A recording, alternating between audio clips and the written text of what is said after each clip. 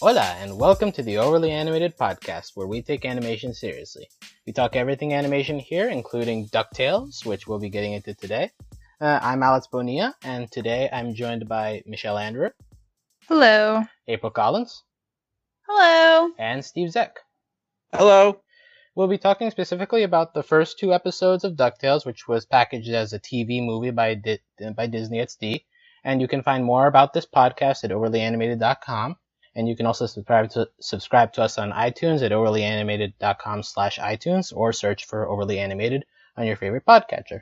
So we'll be getting into the premiere of DuckTales today. We know that there's been a lot of hype around this particular reboot in a culture of reboots on all the kids' channels. But we expected this one to be a bit higher quality, and so we'll see what general impressions are.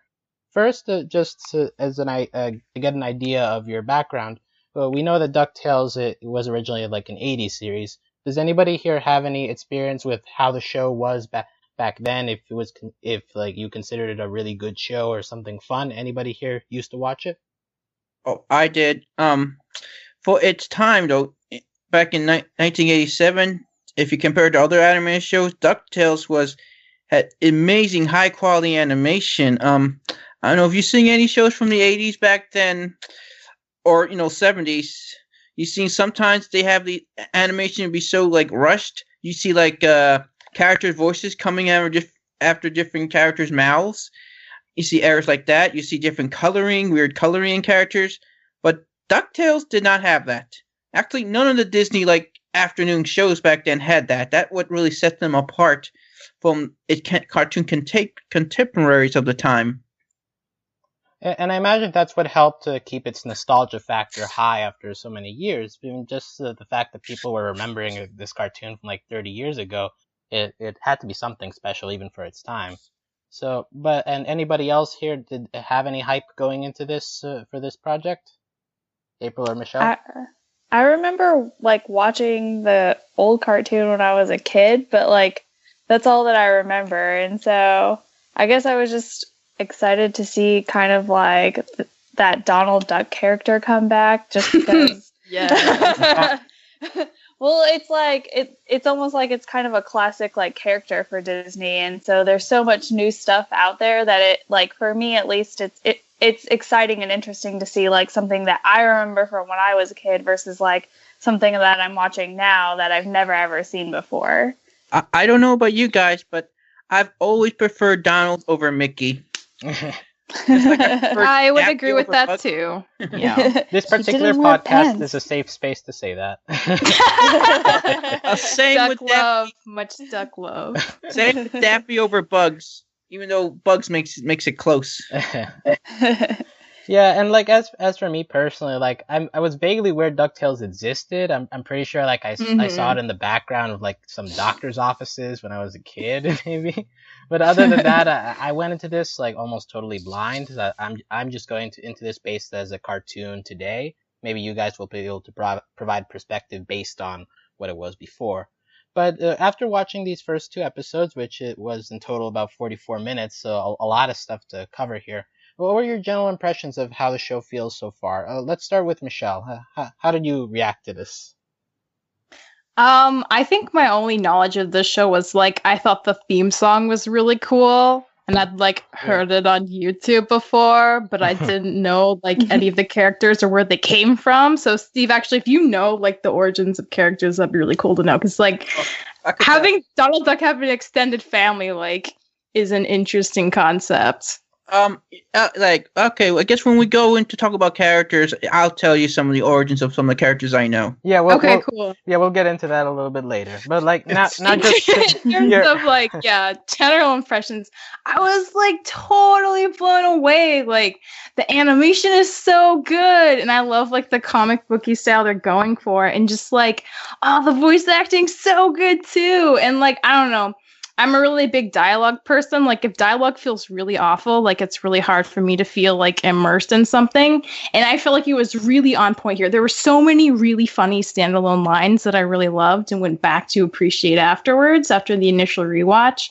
And, like, I like these characters. Like, there's no character that I'm really like, they're whatever. Like, even, like, Launchpad, who I, like, didn't know how I was going to feel, but I'm like, oh my god, he's, like, essentially Kronk. I can totally get into it. This is great. So, yeah, I really, my expectations are way higher now, and I didn't know how to feel, because I was like, oh, it's another reboot. That's cool. Why, though? But, like, I don't care why. Like, it's great.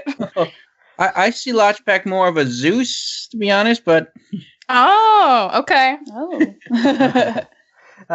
April, what were your general impressions going into this?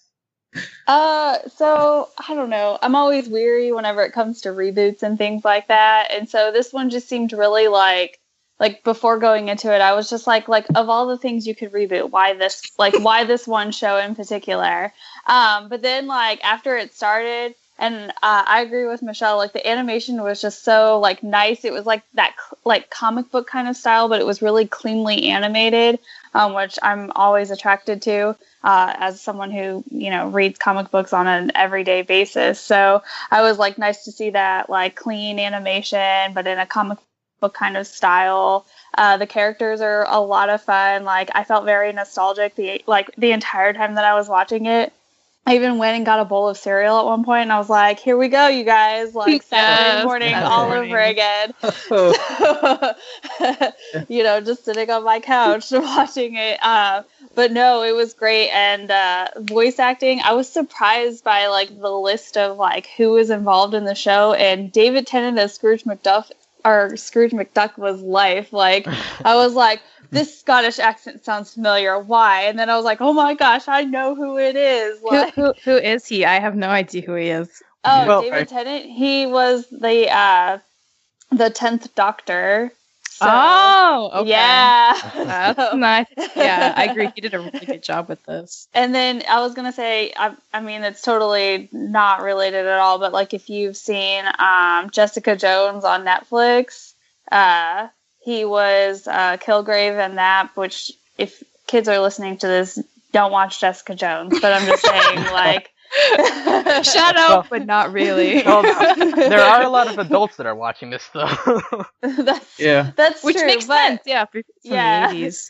But like that's just a general like overview of like who David Tennant is. So, but yeah, like I'm excited for the rest of it. Like I watched it and I was like, okay, like I'll watch this, I'll see what it is, and now I'm like, cool, let's watch all of the rest of the episodes. Like whenever you're ready to give them to me. So sometime in late September, it sounds like. Yeah, that's what it's looking like. Well, the hype. maybe it air with Star back to back. That'd be. That would be such a good time.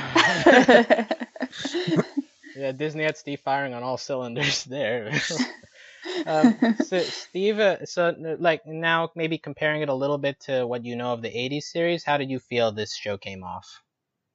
I think it came off very well. Excellent. It's just 2 episodes really, so I can't really fully judge yet. And it's also a different way. The old series was like the first season was 65 episodes, aired 5 days a week. This is like a weekly series. Like the first season, I don't know yet how many episodes. Probably might be 13 or 26. So it's not exactly going to be the same in terms of pacing. It looks like it'll be more plot oriented. The old show that was pretty much you know just more episodic. Sure you had some mentions of past episodes, but really that's just the way cartoons were back then. So so it's really hard to compare, but it's doing well. So far, so good. I'm excited about some of the new characters. I've heard. I'm excited that Darkwing Duck might actually appear in this. And in the opening, you see like these 4 like villains. You see Glongo, the Beagle Boys, Ma Beagle, and the 4th villain that is Doctor. That's one of Darkwing Duck's villains. I forget his name. He's the plant villain. I forget his name. Dr. Roots something. That makes sense. Yeah. Plant guy. Let's call him that. Dr. Roop something. Until we get his real name. Yeah, temp name. Yeah. And I do have this idea though. A character. Are we gonna talk about characters who aren't appeared yet? Yeah, we're gonna get to that probably. Oh, I have these ideas. I have these ideas I want to share with you. Yeah, we'll get to that near the end when we talk about where we think this show is heading a little bit. But I love how what the best improvement are the kids, the nephews and Webby. The nephews, they have their own individual personalities, which is like something you saw like in a show called Quack Pack, but it's done much better. And Webby, who is just an annoying little sister character, little girl character, she is awesome here. She might be one of my favorite characters in the show, which I never thought was possible back in 1987. Yeah, and that seems to be a nice segue to like start talking about the main characters a bit more focused here. We have Huey, voiced by Danny Pudi, most famous from Abed from Community. We have Dewey, voiced by Benton Schwartz from Parks and Rec. And we have Louie, voiced by Bobby Moynihan from Saturday Night Live, and also he has some voice acting experience, Panda from We Bare Bears over on Cartoon Network. Oh, okay, that's cool. Cross-pollination. Yeah. But so Steve talked a little bit about how they have different personalities. Were you able to sufficiently differentiate them, Michelle? Oh my god. Well, honestly, for the first half of the first episode, I wasn't sure or not if the voice actor for like the nephews was the same person or not because they sounded like the same dude to me. Oh. But like as time went on, I started to notice like the little like some of the inflections are a little different depending on the character, and I was like, oh, okay, no, it is 3 different guys. That's nice. Well, in the old show, they were all voiced by the same person. Oh, that's good to know. Oh. Nice way to save money back then, but yeah. And if they're supposed to be twins or triplets, that makes sense that they would maybe have the same like vocal register. But yeah, no, I thought they were really good here. I thought Webby's voice actor is really good, and Scrooge's was good. Like the only real issue was sometimes it was really hard to understand what Donald was saying. Yeah, I think that's the main drawback here. Well. But that's why been that way. Better I was hearing. like, I don't remember Donald ever being that hard to understand. Yeah. Execution was a little tricky at some points, but overall it was pretty good. Oh, well, you ever watch an old Donald Duck cartoon with him and Chip and Dale? That was painful to understand dialogue. Yeah, but I think also when you're using voice actors that are like experienced and can speak clearly, and then you have Donald as the contrast. And what's worse is that like the first I think half of the first episode is his dialogue. So if you're putting so much of a focus on him and then like only to be able to understand half of the words, it does feel like a little bit of a drawback, at least on first watch. Mm-hmm. Yes, I agree with that. I wished that there had been like subtitles or something because I was like, "What are you saying?" And they used subtitles later when they had like the headless horse. That was so amazing. I have a head now. I'm no longer a freak. Thank you. Yeah, so we know they have the technology to subtitle. Yeah, the ability. Oh. And I guess also we April mentioned Webby already. That's voiced by Kate Micucci, who overly animated listeners will recognize as Sadie from Steven Universe. So, I feel bad. I didn't realize that. Yeah, definitely. If you pay attention, you'll hear a lot of familiar voices from shows that we already cover around here.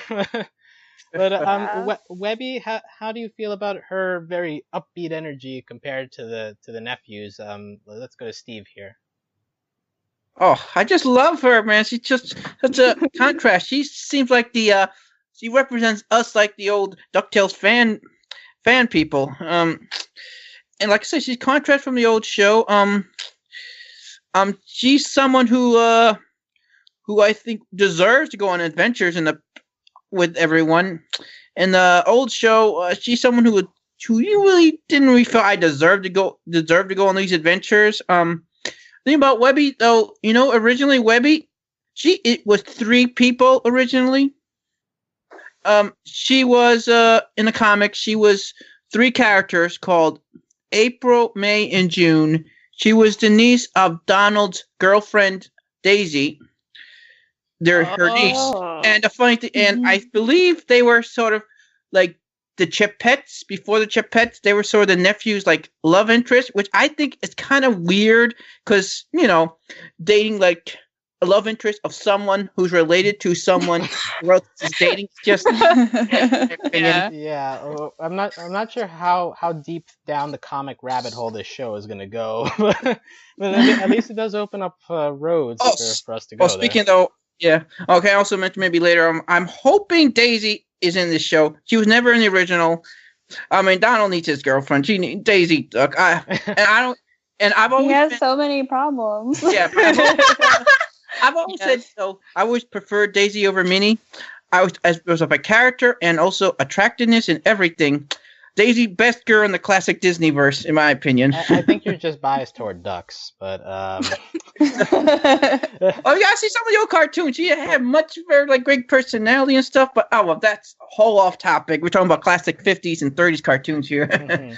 And Michelle and April, what are your thoughts on Webby here and how she plays off the full male cast here? I think it'll be I don't know.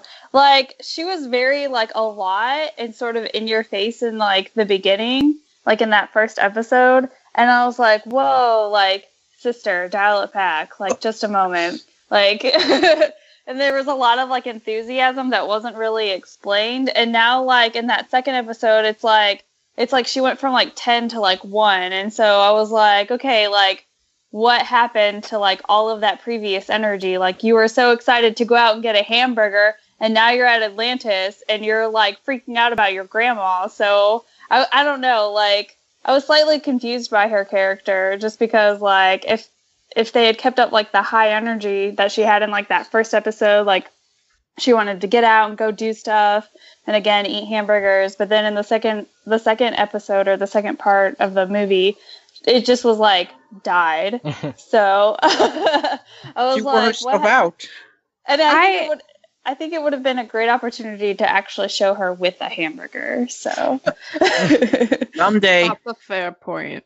I feel like I kind of get it though, because in the first episode, like, you get the impression she doesn't like get out a lot. So the fact that she was so excited to see them and she's like weirdly obsessed with like the Duck family in general and like has this whole board full of like family ties and information, and she like knows about them even though she doesn't like know them right off the bat. I think like, I don't know, she's like kind of a wonderful nerd who like, you know, she's been cooped up in the house a lot with her mom. So I kind of made sense that she was like so like enthusiastic. But then like when she's out like on an actual adventure, like if she doesn't get out a lot, like she might have been like really overwhelmed, and maybe that's why she wasn't so enthusiastic. I do think also it's probably an issue of like the story was like, we're gonna focus on Dewey and Dewey's relationship to Scrooge this episode. That's the main A plot, and we're gonna do it, which is like fine for one episode. I do hope that if they go that route, they decide to like switch it off with like a different nephew and Webby like every couple episodes. They all get that equal kind of fleshing out. But yeah, like I have hopes that she will remain like a very enthusiastic nerd, but also like a little out of her element. I liked seeing her like really struggling with like trying to lie. And I also wondered like, how many friends did she have? Like, were they gonna buy if she stays in that like huge mansion all the time? Like, how is her mom gonna just buy? She's with some friends she's never heard of before. Right? That's what I was wondering. But I'm really into her character. I think she's really sweet, and I like how she's very like she like. That scene when she like goes down the vent and she's like vent landing and everyone else like messes it up. I'm like, wow, like you don't get out much. Like that's what she does with her time. But I think that's like really great in a way. So I have high hopes for her in the future. But yeah, it's only been 2 episodes, so we don't have a lot to go off of yet. I think her grandma, like Mr. Beakley, knew from the beginning it was a lie because she knows she doesn't have any friends. Yeah, so. I believe she even said that at the end. Did you ever believe it? Not a bit. So I think from the beginning, as soon as she mentioned friend's house, it was like, nah. Now, girl, we're on to you. But yeah, I definitely agree with the point that Webby, like in her introduction, was very, very upbeat, and I think that if she had stayed at that level for the entire thing, it probably would have bordered on annoying. But I think that they did do a good balance with her in the second half, in the second episode, and putting her, as Michelle said, out of her element, like figuring out where things are and stuff, which I think is realistic considering that she has been in that mansion for a while. So I think they used Webby on the whole very well. It probably can be more balanced going forward, but definitely a good start to that character. I do feel if future nephews want to find any more information about their family, and they're probably not going to get it out of Donald or Scrooge, they go to Webby. She can give them some info on their mom, or on their dad, on anything, really. She probably knows everything. Yeah, and that was the thing I was worried about at the beginning, too, that they were going to use her primarily for exposition. Just like, hey, guys, this is what's going on. This is here, this is there, but without character. Like, yeah, like she was like their encyclopedia that they take along. So you'd hope that. But that's stuff. not happening, which is good. Yeah. And now we've kind of avoided it, but let's go straight to Scrooge McDuck himself, voiced by David Tennant, as we mentioned earlier. How do you feel about his character? Just starting from your cliche businessman in a rut, and then gets taken out by these little rambunctious kids and goes back on his adventuring ways. So, what's the feeling here? Let's go to April. How did you feel about him? I don't know. Like in the beginning, I felt kind of bad for him because he really just conveyed like bored. He's just all so boring money job stuff. Yeah. He's like, yeah, and we're going to cut back the expenses on, like, what was it, safety or something like that? And I was like, oh, that's a good place to cut back expenses. but he just did. Like, I really did. I just felt bad for him. And then there's, like, that scene where he's, like, putting on the, like, submarine outfit. And the helmet's too heavy. And I was like, okay, like, I was like, I understand, like, this transition. Like, you know, he's bored. He has all this money. He used to go on all of these adventures, and for whatever reason, he stopped. And now he gets to do that again. So I'm excited for him. He's gonna have a good time. I can already tell. All right, and also another big thing that they were focusing on here was some kind of tension between Scrooge and Donald. Yeah, they'd been separated for a while. What went down there? Something about a ship, I guess. Some like past adventure arc. Yeah, they were very vague about that, but that was a nice dynamic I felt at the beginning to like break it out from like the cliches, just like something to look forward to later to treat. I think it's some reverse Christmas Carol in a weird way, because if you remember, Scrooge, everything was Scrooge, and I want to spend time with his nephew because his nephew's mom, his sister, died, and he took it out on him. Here, I think the opposite. Donald's sister died, and Donald is really angry at Scrooge for that.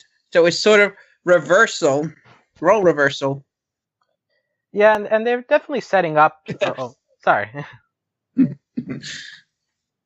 Yeah, they're definitely setting up some kind of family drama here going forward, especially with the ending of the mom. Yeah. So that will be an interesting angle to look at going forward, definitely.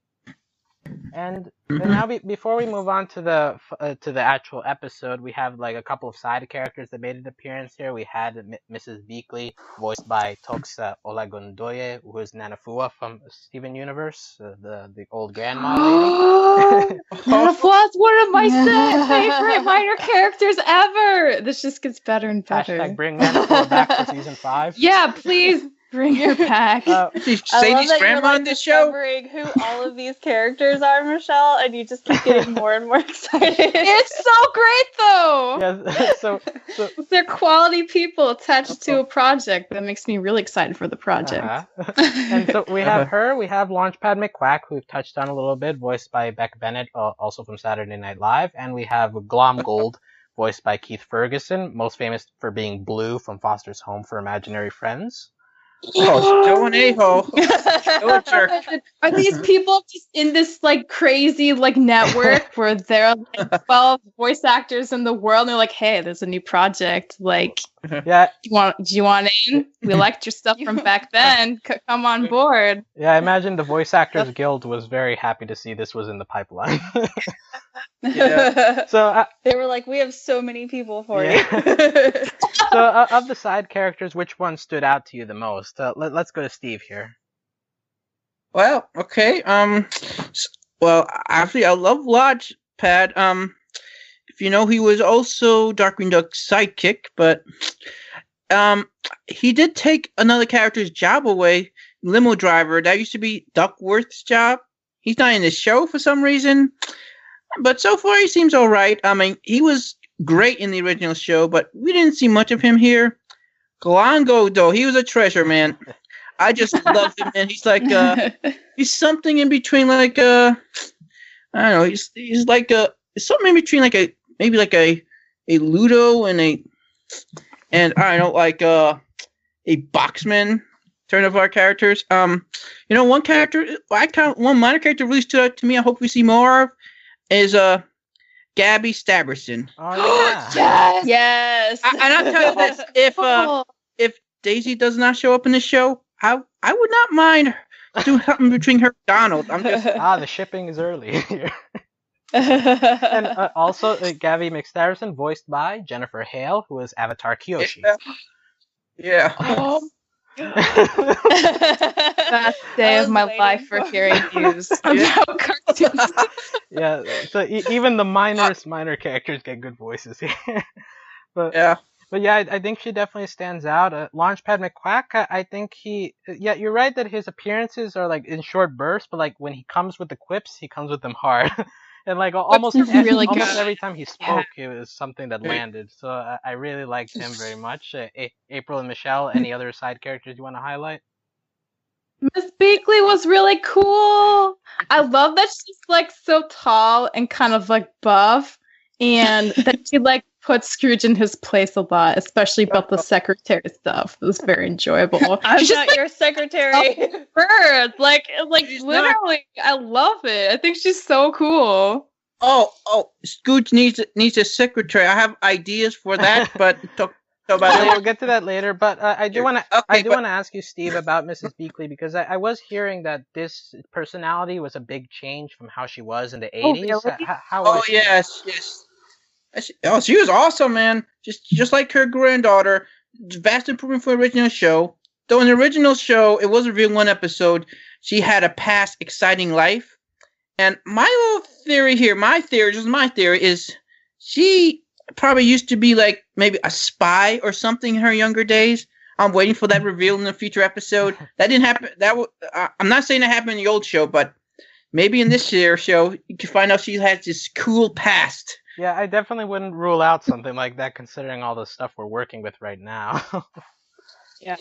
So we've covered like the main characters, and we've touched on some parts of the plot. But now we'll go into the actual episode. We'll probably try breezing through this since we've touched on a lot of the big stuff. But we begin with that really beautiful animation, like from the very beginning of just the bird flying around the Duckburg Harbor. Yeah. Like just from there, you could already tell that the animation was as top tier as you would expect from a Disney show these days. And then we land on Donald living in a houseboat with the nephews. Is that canon or is that like a new thing? I Remember. feel like I've seen it in other Donald Duck cartoons before. And it makes sense. But He lives on the water. Yeah, he's a duck. I mean, Yeah. I was like, it kind sailor. of makes sense. Yeah. And then he has a job interview. Apparently he was going to be an accountant. Do we trust Donald Duck with money? No. Maybe he like thought- had tips for him in the distant past, but yeah. You want to talk about where the nephews were trying to hijack the boat to go somewhere else? You know, the place is called Cape Suzette, which was the location of another Disney classic show called Tailspin. So, Yeah, Lots of Easter eggs then. yeah, a lot of references to other Disney shows in this thing. You had Tailspin's reference, you had Darkwing Duck references, you had what else? Chip and Dale Rescue Rangers reference. They're really exciting. Like all these, I'm not sure they're going to go anywhere with these. It just could be Easter eggs. Yeah, we'll see if they end up exploring beyond Duckburg and going to these other places. But yeah, so we have Donald doing that and eventually getting frustrated and having to take the nephews to Scrooge's mansion. We already talked a little bit about Scrooge being very down and glum and driving around with Launchpad. And so then we get to the part where they encounter each other at the mansion gate. Get that jalopy out of my driveway. So Oh, good job! Nice Scottish attempt. thanks for putting attempt. But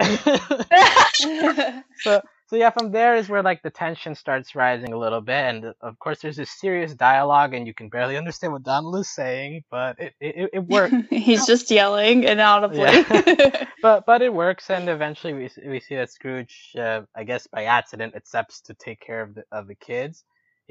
And then the kids begin like annoying him, like, "Oh, you used to be so cool and everything." Did you feel like that part was a bit expected or annoying, or how did you feel about that part? I thought it was just kind of weird that they idolized like him so much, and I feel like that might have been something, given the tension between like him and Donald, that might have been like discouraged in their household kind of thing. Like, I don't know, it just seemed really like weird that they were like, "Oh my gosh, Scrooge McDuck, yes!" Like, and then like that was like kind of it. Like, never ever did like Donald mention that like they were related or anything along those lines, or even like just like be like, "Hey, we don't use that name in that house in this household," kind of situation. So like, and also the fact that like he lives there in the town. Like, how did the triplets not know that? They seem to get into a whole bunch of like trouble and stuff like that. Like, I figured at one point they would have tried to like sneak into the house or something like that. Like, there would have been some kind of like previous reference that to, I guess, them being so infatuated with him. I don't think they knew they were related to him till this episode. So, well, yeah, I thought they did. I mean, April brings up a good point that if they did know he was in the town, why didn't they try to break in and see him sooner? But I think their excitement's understandable because, like, I get the impression from this universe that Scrooge McDuck's like kind of a big deal. Like, he's infamous even within like the city they live in for being like the richest duck in like the world, right?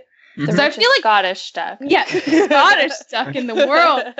That's the correction. But like, so I feel like your enthusiasm for that kind of makes sense. Like, he's a celebrity. Like, whether or not he's related to them, like he's kind of a big deal. And the fact that they'd want to get to know him because he is family, like, it made sense for me. But yeah, I wonder why they haven't. If it's been 10 years that he's been like putting this off meeting them, that's a long time to like for those three, if they're like known for getting into shenanigans, not going over to see him sooner by their own means.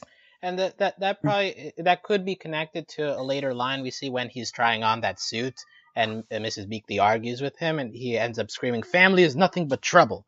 Like, do you think that's related to Donald, the nephews, or someone else around here? I think it's going to end up being related to the whole situation where like Donald and Scrooge don't talk to each other, but I'm sure it'll also have something to do with like the twins' mom, like that whole like sort of grouping kind of thing, and possibly some other like family member character that we haven't yet been introduced to. So. Oh, I know one family member is going to be in the show, but we'll talk about that. But I'm hoping there'll be a flashback episode and we see the triplets' mom. I wonder who she'd be voiced by, though. It'd be kind of interesting. Right. And that actually leads us to what happens with the nephews. They end up breaking out of the room they get locked in. Webby then kidnaps them and gives them some backstory on Scrooge and Donald being related and going on adventures together. So that might open up a possibility of a flashback, maybe showing us what kind of adventures they were going on and maybe include the family drama in there. Mm-hmm. And then, of course, Webby leads them into this museum that she calls it. And they touch the garage. The garage. Yes, the garage. Right. Yeah, so we see a lot of like different artifacts here, and meanwhile that they find this picture of Donald on the ship, and the nephews are very doubtful of this, so obviously that means that Donald doesn't talk about his past either very much. Mm-hmm.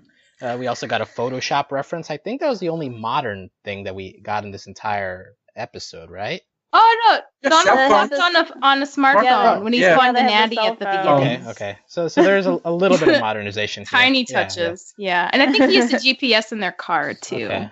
when they were Oh, going to yeah. Duck Yeah. Manor. Okay, so Duckburg has been modernized a little since the 80s. Cool. And then while they're doubting Donald, they do at least to me, a really nice cutaway to Donald just freaking out over a stapler not working. That was so Yes. good! Oh my god! Like I also- even if you can't understand him, just seeing him flip out's like what we love about classic Donald. Yeah, like- so that was Yeah, like amazing. there's where being unintelligible works. Yes. And I enjoyed that before he started, like while he was having his like fight with the stapler, Oh he my like God, purposely messed up the picture that says "You smile, you're on camera. Like he like literally reached up, like turned Made it it on its crooked. side, and then Yeah. he started freaking out. And I was like, well, He's it's like, okay then. I have enough self-awareness to know I'm gonna mess stuff up. I don't want to hurt this picture. Also, I don't know if anybody noticed, but the person sitting next to him kind of looked like one of the characters from a Goofy movie, like the girl. Yeah. I noticed that as well. I thought too. Like, I wonder if that's also a callback or. Oh, it could be Disney, so Yeah. So, Never know. yeah, Steve. So you never know. She's might look a little old to be going for a job interview. That character from a Goofy movie, she was supposed to be in high school, so I doubt it's the exact same person. Maybe a family member. Yeah. So, yeah, and then we move back, and eventually they activate the ghost pirate, and there just begins this massive fight scene, and there's also a nod to the Deus Excalibur sword. nice reference to Deus Ex Machina there. Any thoughts on the fights, the action sequences? Were you intrigued by them? Were they boring? How did you feel? I thought they were fun. I mean, this is Yeah. a kid show, so I couldn't expect it to be like too serious, but like I just thought it was like it was just like a fun scene, and even like all the way up, horse gets his head, and he like there's like that play on words, and that's how he defeats the ghost pirate, like because he won't stop until he has the head of his. Yeah. Like that's exactly what like I expect out of like a kid show fight scene, and then so I really appreciated that, and even all the way up until the end where like Scrooge like bangs the gong, and he's like, nope, the dragon doesn't get activated until you hit it 3 times, and he's like, oh wait, you've already hit it 2 more times. Yeah. So, like, Yeah, I think the humor in that scene was on point. Like all even to me the one that stood out was the horse having the subtitles at the end. oh yeah, Yes. Yeah, like well, the fighting wasn't impressive, but like the humor is good enough to make you interested in the scene, so that's a good thing. Exactly. Yeah. That's exactly it. Like, it didn't have to be like overly impressive because it just had to be fun, and that's what it was. So, I will say one thing I really like about the show is just like the soundtrack that they have. Like, I feel like it does a really good job of just like amplifying like the action. Like, it kind of pumps you up, and that like I don't know. I feel like that feels a little more old school, just like it's just very like orchestral, but like I really dug it in this show a lot. So I'm really glad they did that. Yeah, great soundtrack, great background score. It's one of the things that the old show had that really stood out from its counterparts back then was an amazing movie level soundtrack, music score back then. And this one continues the tradition. Mm-hmm. And actually, that's a good segue because, like, right after this, obviously, Scrooge is like, "Oh, okay, you guys are okay. We'll adventure together." You guys are dope. Like, let's go to Atlantis now. It's instant upgrade. But then we get the intro music midway. Yeah. So, intro thoughts here. Like, at least for me, I didn't know the original. I wanted to hold off on seeing the original until I saw this first. And I thought it was okay, a bit like, it goes with the theme of the show, which is very upbeat, a little bit long, I think, but it was good. It was a good show, a good show opening. Not the best, but good. You guys? Is that a hot take? God, that hurts my heart to hear you say that. I was like, the theme song was super nostalgic for me. Yeah, Like, that's the only thing I knew about the original show, but like, Yeah. Oh, it was like peppy and upbeat, and I liked it. There was like a little bit like twist to it. It wasn't like the exact thing or the exact like theme song from the first like run of it. So I enjoyed it, and you know, I liked the comic book sort of scene flipping, kind of like you see in that what is it, the Marvel like intro kind of, or the old Marvel very intro. reminiscent of that. Yeah. So you're like going through like the panels of like the theme song with them. I really enjoyed it. It plays into like that whole comic book kind of style of art that they're using. So I appreciated it. I love the theme too. It's so catchy, and it's like its own thing from the old show. And I can I tell you a little story? When I heard the old theme back when I was a little kid, the part that says "life is like a hurricane." You know what I thought it was? I thought it said life. I thought hurricane was Burger King. So one will advertising. Yeah. I'm a little kid. I didn't know any better, you know. Yeah. Little kids would be like, "Yeah, life is like a Burger King," which means life is great. And one thing I do want to praise it, like after listening to the original, I like how this one incorporated like sound effects, like the bouncing of the coin and like the flying of the plane, like, and it works well with the music. So like that part stood out to me, since I don't think a lot of theme music it ends up doing that. But so that part I really liked. You know, I hope in this show that Scrooge is the only one that can dive into money. Anyone else tries to will have the same thing that happened to them, like that happened to Peter and Family Guy when he tried the same thing, which is like, you know, he's cut himself like, this is not liquid matter. It's not liquid. It's a matter. I hope like anyone else that tries to dive into money, Scrooge can dive into the money because of some sort of magic or something. Just okay. So from the intro, we move into the second episode. We have Glomgold giving his introduction video for his employees, just like, which is great because most of us don't know who he is. So if they're gonna set him up as a recurring villain, we need like some kind of like proper intro. Yeah, and like the intro is just like we saw a Scrooge in the first episode. I was like, wow, this show's pretty Scottish. And then Glomgold shows up, and we're like, whole Scottish. I'm more of a stereotype than he is. He's like, I have a kill. I'm more legit. Exactly.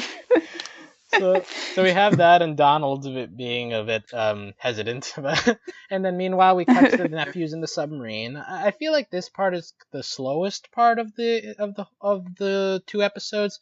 Just like them, maybe that's the point, but like them getting to Atlantis and Huey, Dewey, and Louie feeling bad that Scrooge doesn't really know how to differentiate them or know their names, and they mess around with the map. Dewey, though, I don't think the other two really care as much as he does. Yeah, that's true. Mm-hmm. At least not in this episode. Yeah, at least not on this episode. Any thoughts on just this entire sequence of them in the submarine? Did anything stand out to you there?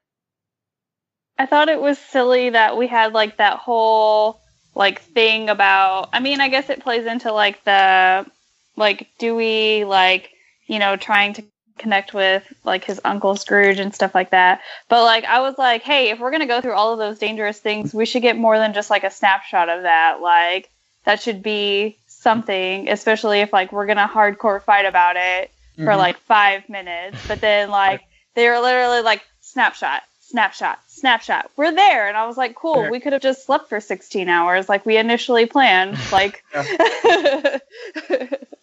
Yeah, so we get that montage there, and then they both reach Atlantis, Scrooge's team and Donald's team, and we get Webby being very bad at lying. That's pretty much her only contribution to this episode. Yes, that is correct. Yeah. That is her contribution. Well, we get some good lines there. It's just her screaming into the phone, "Nothing is wrong." And I love the, oh crap, what's the green one's name? Louis? Which triplet? That's Louis. When he's like, you got this, and she like totally screws up. He's like, oh, you don't got this. Like, just like his delivery was so funny to me. I like their kind of weird bonding. And I don't know if they're red. I'm just going to call them by the colors. You sound like Scrooge in this episode. Like anything this episode. But yeah, I'm sure they'll get more focus in later ones. But yeah, Dewey was the star of this episode, and we get to the point where he and Scrooge argue in the laser corridor about going slow versus just going straight ahead. So it seems like he was the one who got the main characterization here. How do you feel about how they handled Dewey in this episode? Let's go to Steve here. All right. I feel like him and Scrooge must be a lot of Dipper and Grunkle Stan, or I guess that's trying to go for it, because I think some Gravity Fall people is working on this show. I'm hoping though the other episodes, Huey and Louie, they get their own focus too.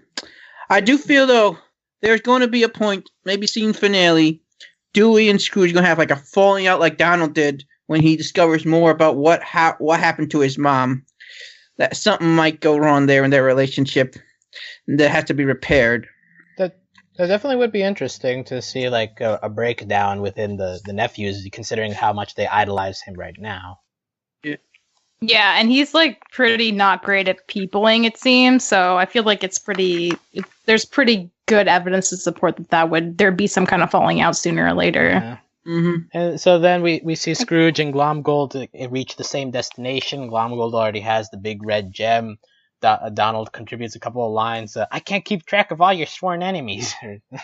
But then they get locked up in there, and Dewey is the one who eventually deduces that the real gem is still there. Like, does that work for you? Like, I'm not sure he was being... What the heck was that? I don't understand why the groupie was on the ceiling. And why would it be there if that's just a red herring? And then, like, Dewey's, like, logic was so dumb. He was like, so wait, if this is upside down, and then Scrooge is like, keep going, laddie, like, you're on something brilliant. He's like, well, then that's, like, really, maybe that's it. And I'm like, oh my god, that is so smart. This kid I was like, well, then what's with the other one on the ceiling? Like, why was that there? So yeah, for decoration. I'm surprised Glomgold got there first. Normally in these type of situations, the heroes would get there first, and then the villains would jump them, either there or on the way out. So that actually surprised me. So yeah, slightly different there. And like the weird thing to me is like Dewey is being portrayed the entire episode as just like a head-on guy. Well, like Huey and Louie, I think, are the ones that are thought to be a little bit more intelligent. So it feels weird that Dewey is the one who ends up getting to do this. I agree. Yeah, so like it's like that part felt a little like out of left field for me, and like I can buy it, I guess, but like it didn't exactly fit. Although Scrooge's contributions of keep going, like to think this out. Painful. Just watching. We're almost there. Like, I'm waiting for you to just say it. I already know the answer. Yeah. Like, yeah, I already know the answer. So we have that, and then they escape Atlantis as Glomgold is threatening to destroy them. They have to pick up his minions. Can we? Yeah, I'm a little bit kind of. I'm a little disappointed. I was gonna say, I just really enjoyed the line whenever he's like leaving his minions behind. And they're like, but I thought employees were the greatest treasure. No, treasure is the greatest treasure. Their eyes. Yeah. Oh, for some reason, that guy, he sounded a little bit Buff Frog. I just thought Buff Frog for some reason, even though probably a different voice actor. Yeah, probably. It's also me doing a bad Scottish accent sounding like a Russian accent. But can I just say, though, one thing that disappointed me just a bit, in just terms of Scrooge and the others, they were going to leave Glomgold's minions behind. I mean, what kind of good guys do that? I'm just saying, man. Normally, like, you have like characters like Steven and Aang, like, okay, we gotta take them with us. But they were, if Gabby didn't ask Donald, can we go with you? They were gonna be left there. I mean, I don't really think that's a good portrayal of our good guys.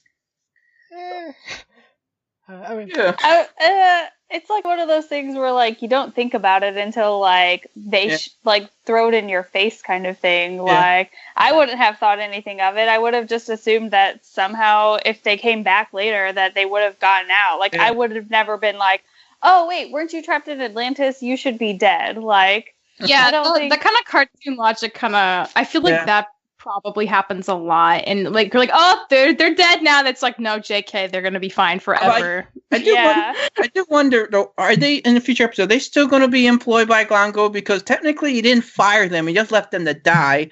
And, you do need money, you do need to pay. Just because your boss left you for dead, you still need employment, right? I have to wonder if they're blindly maybe loyal, or like if they'll like hang with Scrooge because they saved them. Like, yeah, we don't know yet. Yeah. Like, well, listen, I think if they still work for Glongo, it'd be just for the paycheck. I don't think it's like really any loyalty, really. It's just but I kind of hope, man, I kind of be cool though, maybe in future episodes, Scrooge hires them, maybe like to help him out with something, because in the some episodes, Scrooge had like hired people that helped him and the boys go get around places. So I think Gabby would be a great bodyguard for Scrooge, in my opinion. But yeah, any more with her would be really awesome in any capacity. Yeah. So we get them getting back to Duckburg. We see Scrooge upstaging Glomgold at the pier. Like, yo guys, I got the real gem here. And we have everybody meeting up. We have Mrs. Beakley forgiving Webby very quickly, and like, okay, you can go up on them with wherever you want. Like, at least to me, I think that considering how they characterized Webby as like someone that's been overprotective, being very overprotective, and just one moment to another, okay, it's fine, go wherever you want. Like, did that feel earned? No, that was a little weird. Yeah, it seemed really like, I don't know, off. Like, it was like, we're just trying to move along the plot. Yeah, it's like I knew you were lying about those phone calls, but it's fine. Yeah, go to Atlantis. That will be totally fine. The show is like, we know you like Webby, so here, we'll let her go with you. We'll let her stay.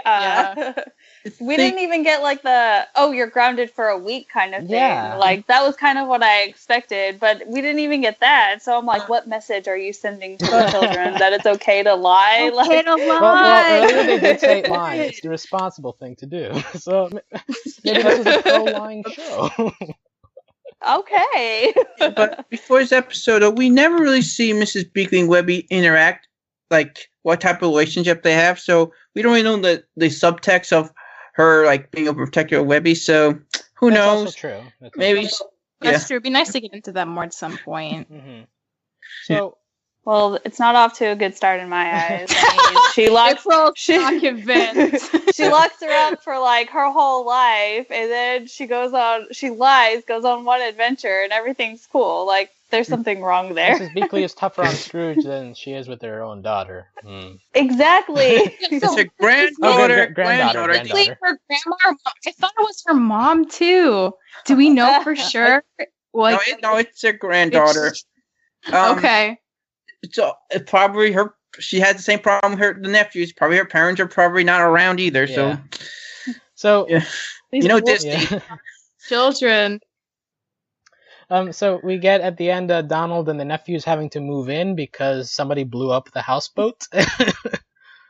Actually, I bought that though. I was like, oh my god, that's something he would do. He'd just leave the kitchen stove running. Right. And then we have the final line, which is one of the nephews. I forget which one, but they look at the picture a little closer and goes, "Mom." So let's do it. So nice cliffhanger, I guess. Yeah, it's a good way to set you up and leave you wanting or waiting for whenever it comes back. Yeah. So just because it was one of those things too where even because I take notes for everything, but as I was watching it, I was like, dude, where are their parents? What happened to them? I need to know these things. Usually they'll say something, it's Disney. They say something oh yeah, my mom's dead, or my parents disappeared, or there's always that one line at the very least, and we didn't have that at all. We were just cool, these triplets live with their uncle, and now are going to live with their great uncle. So okay, never in the original, so it's. I feel like they might. This would be reboot would be a great chance to address some of that. But like, I didn't mind that they didn't like talk about it right off the bat because like they wanted to just like get into the vibe of the show. But I feel like in future episodes they'll probably take some time to address that. So it'll be a very heartfelt episode. Yeah, which like I don't mind because otherwise you could get into the trouble of it being like all this exposition right off the bat, which like I also really don't like. I'd rather it be like linked into like some interesting plot component of like a future episode than just be like, oh yes, and then my mom died this amount of time ago and it's sad. By the way, this is my name. Like I'm kind of glad they didn't do that because that could be something else they might have tried. So I don't mind yet. But the other thing too is like, because like with Webby, our introduction of her, she was very like, I know everything about this family, and it's like, cool. What do we know about you though? Yeah. Like I was like, oh, I was expecting her to say something like, oh yeah, and your parents, but there wasn't even that. Like her little board just implied that like the triplets were Donald Duck's kids. So maybe her parents aren't dead. Maybe they're spies off somewhere. Yeah, I definitely agree that like the family stuff, like it's peppered in as like a backstory theme, but like not a focus of the episode. And I think that's a good idea if you're planning to make family drama like a thread line for the rest of the season. It kind of gives me like a Steven Universe vibe in that sense. Like us learning about rose quartz took forever, but like we eventually did learn a lot. So maybe it's just like not going to be a huge focal point for the main plot, but like running in tidbits throughout it for like a while. Right. Yeah. So now that we've gone through the entire episode, let's put a grade on it, and like maybe focus on like the strongest point and the weakest point of the episode. How you feel as a whole. We'll do the two together. Let's go with Steve first. How would you grade the episode? All right. I'm not sure compared to other people's grade. I gotta start with me because I feel when I give my grade, the others give a grade. I feel it'd be too low or too high, but I'm gonna give it an A minus. I thought the episode was fine. I thought like the weaker points definitely was Huey and Louie not getting much to do, and even Launchpad really, but only so much time you have. Strong points, like I said, Scrooge himself, Donald, Webby, to my surprise. Webby was awesome. I loved her. And of course, Glongo was great. Glongo's always been like my favorite DuckTales villain. I always loved Glongo, so yeah, it's nice to see that he is still as great as he was in the old days. So that's my grade, A minus. I have right to change it. Okay. After Well, I hear let's see what the scale is on the other people. Let's go to April. How would you grade this episode? I'm gonna give this a solid B plus. The again, the animation was really, really good. I felt there was a lot of things for like as an introduction kind of episode, especially for a reboot. They sort of left a lot of like unanswered, or they just didn't address things. And I wouldn't say that they'll probably ever. I mean, like the mom thing, yes, we'll obviously get to that, but like we'll just kind of see where it's going. But animation is great. The cast is great. It was fun. Like I wasn't bored while watching it. But there's just whenever like you reboot something, I feel like you should do a lot, and I don't know. It just in my heart of hearts, it feels like a B plus. So, but I'm excited for the rest of the season. Right, that's still a solid grade. Michelle, how do you feel about this? Oh man, I think I'd have to give it a B plus also. But I think like I enjoyed the first episode like slightly more than the second one, but I didn't think like by any means either of them were bad.